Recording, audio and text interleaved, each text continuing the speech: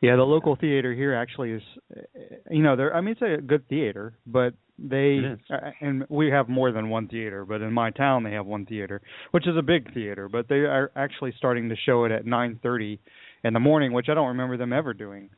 And it's, Saturday through Thursday or whatever it is. It's like every day. Those kids are out of school now for Christmas break, but still 9:30 is that's awfully early. And I went by the theater not to get tickets, but it's in the mall area, and I went to go by there to buy something at a store, and just there was there were cars there. I could have gotten a ticket, but it would have been great to see it at 9:30 if I'd known it was going to be so not crowded. But actually, we are now going to welcome Kevin Steen Jr. to the program. Kevin is a top 30 prospect for the Red Sox and is heading into his second year in professional baseball. Kevin, it's awesome to have you on. Hopefully everything is good with you and your family, and you're enjoying the Christmas season. But how are you today? Yes, sir. Good. How about yourself? Doing well. So I'll start off the questions. You had a really nice stats in rookie ball this season. 1.82 ERA, 24 K in 24 innings, just 4 walks, and then 23 K in 32 innings for the Lowell Spinners. What kind of adjustments from high school have the Red Sox wanted you to make? Well, it was a big adjustment from coming from playing multiple sports to just playing one. Because when I was playing multiple sports, I wasn't able to have time to just focus on one main sport. But with the Red Sox, they just want me to focus on pitching and pitching only. That's my biggest adjustment, is staying away from the basketball court and focusing more strictly baseball. Hey, Kevin, how you doing? This is Ted from New York. Welcome to the show.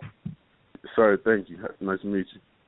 Same here. So we're looking at a total of 13 games between rookie and A-ball, but you pitched quite a bit better on the road, 1.05 ERA and 25 and two-thirds of an inning, than at home, which was 4.06 your earned run average in 31 innings. So was that just a matter of luck, or did you feel more comfortable on the road?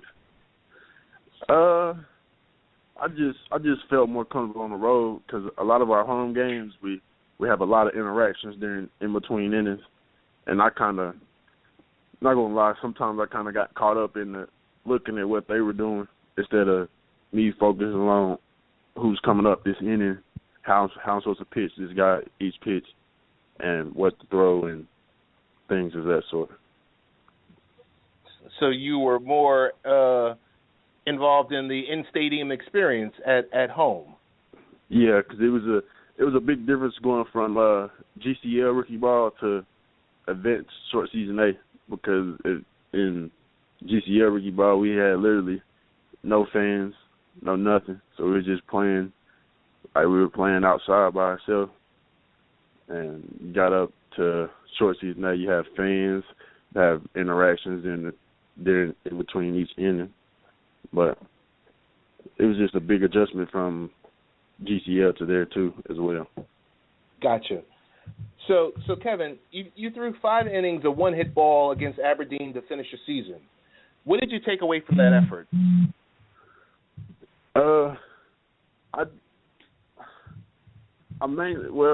I can't really take much away. I just focused on, I did me.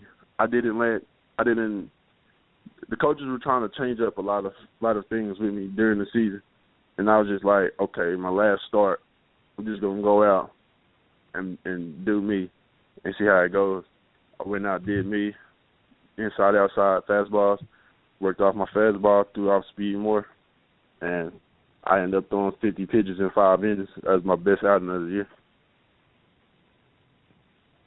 Nice. Hey, Kevin, this is Todd, and before I jump into the next questions, when you sign that $280 million contract, I want you to remember your friends at Baseball, Beer, and Barbecue. No, seriously, it's great. It's really great to have you on. And you're talking about your different pitches. What's your best pitch right now, and what do you see as your out pitch in the future? My best pitch is my changeup. And that'll be my out pitch, because I would like to work off my fastball a lot. And for some reason, I I have the mentality of nobody can hit my fastball. I mean, I know they can hit it, but my mentality is they can't hit it.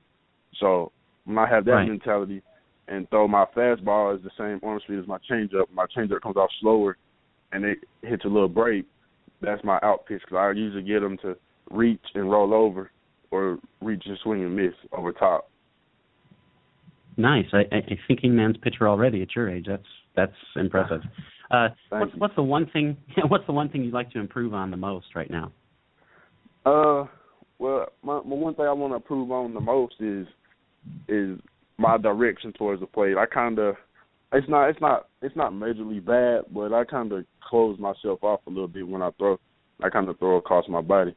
I just need to get my direction towards the plate like straight down instead of closing my body off a little bit so I can gain more velocity. And we were talking with Red Sox prospect Kevin Steen Jr. Kevin, are there any pitchers that you've modeled your game on?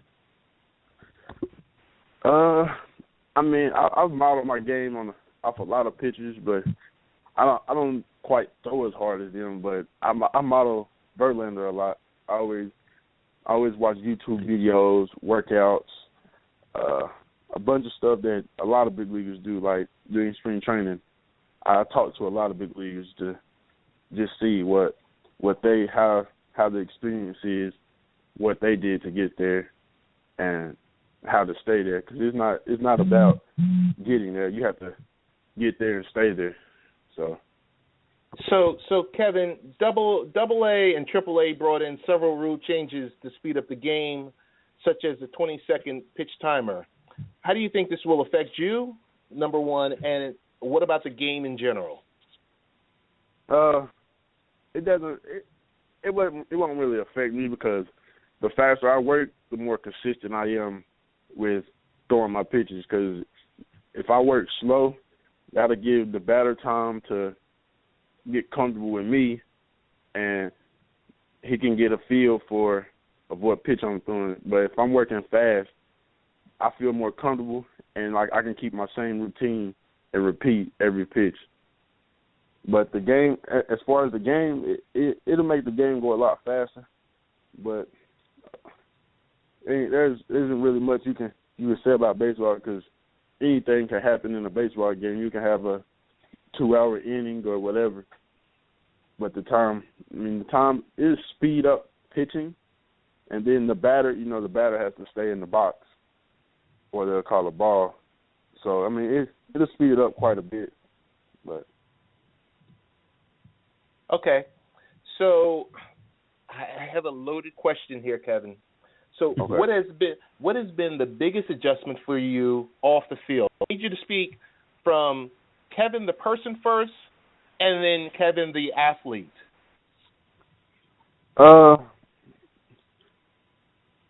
From on my person side, it's just staying to myself, staying humble, not getting too big-headed with everything that's going on. I mean, my grandfather had passed away the end of spring training.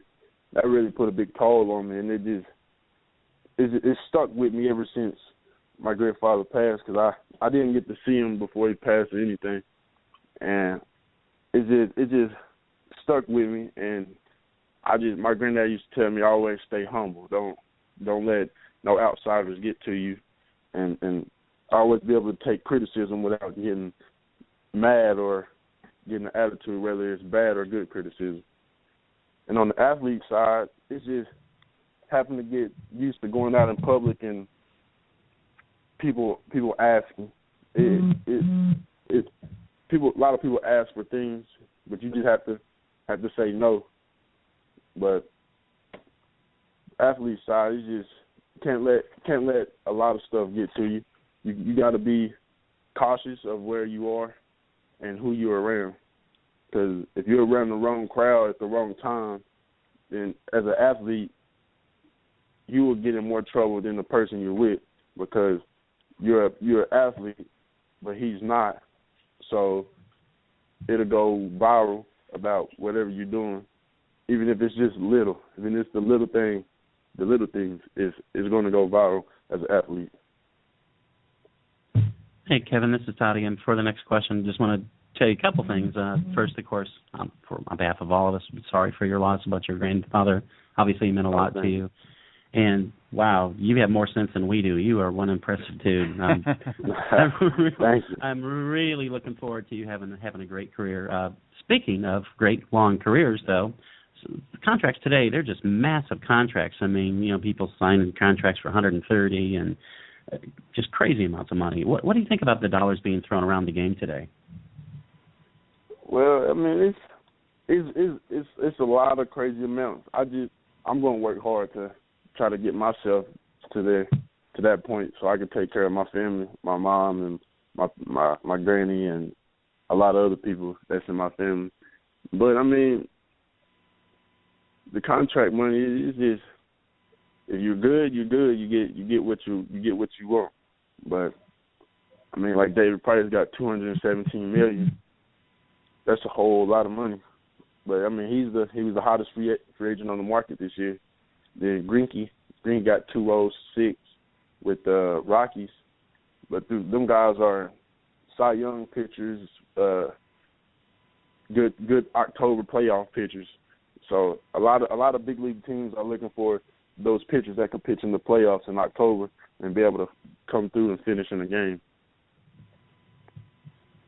Yeah, that's again. You've been awesome. We're going to go off baseball just a little bit. Okay. Have you seen The Force Awakens yet? And when are you going to go see it again? Oh my God, when are you going to see it? See if Lee will take you. When are you going to go see it and see if Lee will take you? Yeah, I mean, it's that, where it's Star Wars, it's like everybody in the world it goes to see it. It's interesting. So I just want to, Kevin, that's all our questions. I just want to say I knew you a little bit from the street you grew up on. My parents-in-law live at the end of the street, and yeah, even when you were a young kid, it was like, and you'd come around, you were very. You mentioned being humble. You were humble even then, as far as I was concerned. Very well mannered. I went to school with your mom. So I know she's an exceptional lady. But everybody could tell, I think, that you were going to be a nice guy and a good person, and you seem to have definitely turned out to be that way. So we wish you the best in your career, and hopefully you'll come back on the show one day after you've won your third Cy Young and another World Championship. Yes, sir. Thank you. Sure. Just a last question. Do you know what is going to be the lineup for you next year? Are you going to start off at a level and move up? Is that the plan, or is it just to keep you at a certain level all year long? Probably start at a level and move up. Maybe that. I mean, I'd rather kind of do that. Start at a level and move up, then go straight up and sit there the whole year. But it all depends on how I come in spring training, my condition, if I come in shape, and etc. All the extra stuff. Because last year I did not. I came my first spring training. I thought I was going to be able to come and out of shape, just thinking because of my natural athletic ability, my God-given talent. I was just going to come and just blow out all my conditioning tests. But that didn't work out. I about passed out off my running conditioning test. So it depends on how I come back in spring training and where my arm is in spring training and things like that. But I've been working out every day, so hopefully I see a bigger improvement when I go back.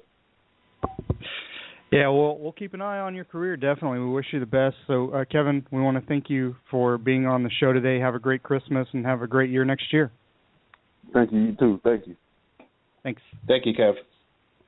Thank you. That was Kevin Steen Jr., everyone. Again, I went to school with his mom. His mom was always nice, always a nice lady, and she's obviously raised a nice young man, so it was great to have him on the show. So, do we basically we've talked about everything we were going to talk about on the show. Does anybody have any final words today? I just want to say that, man, that we were talking about, off in texting. It's like, wow, this kid's really good. It's like, that is not a kid. That is one sharp adult man. We'll talk about level-headed. It's like, yep. Honestly, I cannot wait to see him be a success.